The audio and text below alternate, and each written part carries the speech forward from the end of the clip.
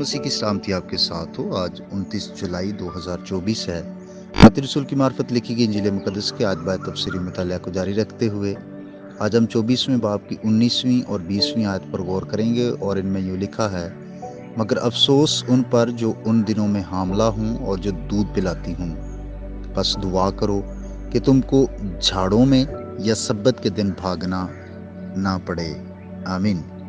مسیح خداوند نے یروشلم کی تباہی کا ذکر کرتے ہوئے چند خاص باتیں کی ہیں، اور چونکہ حاملہ عورت نہ جلدی بھاگ سکتی ہے، نہ زیادہ دور تک جا سکتی ہے، اور دودھ پیتے بچے کو پیچھے نہیں چھوڑا جا سکتا، اور اگر چھوڑ دیا جائے تو جیسے کلام میں لکھا ہے، کیا ممکن ہے کہ کوئی ماں اپنے شیرخوار بچے کو بھول جائے اور اپنے رحم کے فرزند پر ترس نہ کھائے؟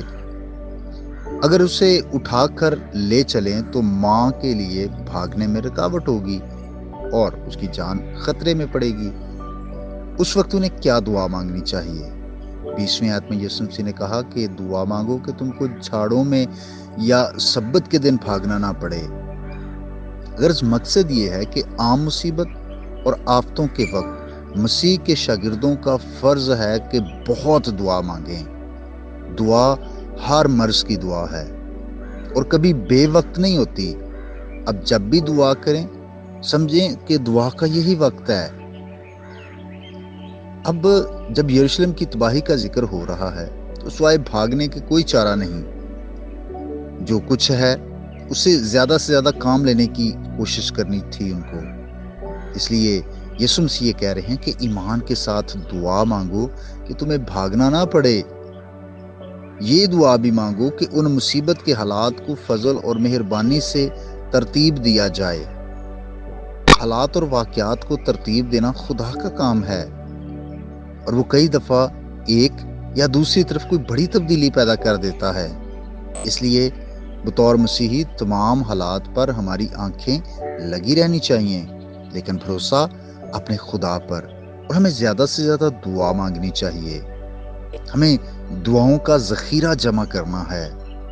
مسیح خدا نے کہا کہ اگر خدا کی مرضی ہے کہ انہیں بھاگنا پڑے تو یہ دعا کرو کہ کم از کم جھاڑوں میں نہ بھاگنا پڑے۔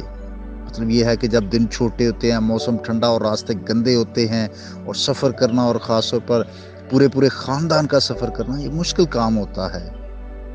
پھر یہ بھی کہ سبت کے دن بھاگنا نہ پڑے، اور یہاں پر سبت کے لیے بڑی فکر مندی ظاہر کی گئی ہے، کیونکہ خداوند کے دل میں ضرور ہے کہ خدا کی عبادت کی جائے، خدا کی خدمت کی جائے، اور کوئی ایسا ضروری کام نہیں ہونا چاہیے کہ وہ ہمیں خدا کی عبادت سے ہٹا دے، بلکہ ضرور ہے کہ ہم دعا مانگیں کہ ہمیں پرسکون اور با آرام سبت ملیں، تاکہ ہم خداوند کے دن میں زیادہ سے زیادہ وقت خداوند کے ساتھ گزاریں، اس کی عبادت کریں اور دعا میں وقت گزار سکیں۔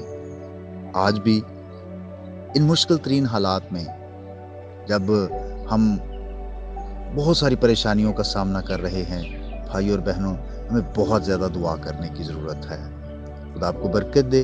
آئیے ہم دعا مانگیں۔ مسیح یسوع میں ہمارے باپ، ہم تیرا شکر کرتے ہیں، تیری تمجید اور تعریف کرتے ہیں، کیونکہ تو ہی تعریف کے لائق ہے۔ گزری رات کے لیے، گزرے وقتوں کے لیے تیرا شکر ہو۔ آج شکر گزار ہیں کہ آج پھر سے انہیں ہمیں فضل دیا کہ ہم تیرے کلام کا سلسلہ وار مطالعہ کر سکیں۔ مدد فرما کہ اے خدا ہم اس سلسلے سے اور برکت پائیں، اور میری دعا ہے کہ جتنوں تک بھی یہ پیغام پہنچتا ہے، خدا مالی، روحانی، جسمانی، خاندانی، تعلیمی برکتیں اپنے لوگوں کو عطا کرنا۔ آج کا دن ہم تیری فرما برداری میں گزار سکیں، بدی سے، گناہ سے، برائیوں سے ہماری حفاظت کر، اور بخش دے اے خدا کہ ہم پورے دل سے تیری تابعداری کرنے والے ہوں۔ جو بیمار ہیں، کمزور ہیں، لاچار ہیں، میں ان کی صحت یابی کے لیے بھی دعا کرتا ہوں، یسوع مسیح کے نام سے تک ہمارا چینل سبسکرائب نہیں کیا تو ابھی سبسکرائب کریں اور بیل آئیکن کو کلک کر کے ہماری لیٹسٹ ویڈیوز کے بارے میں اپڈیٹ جانیں۔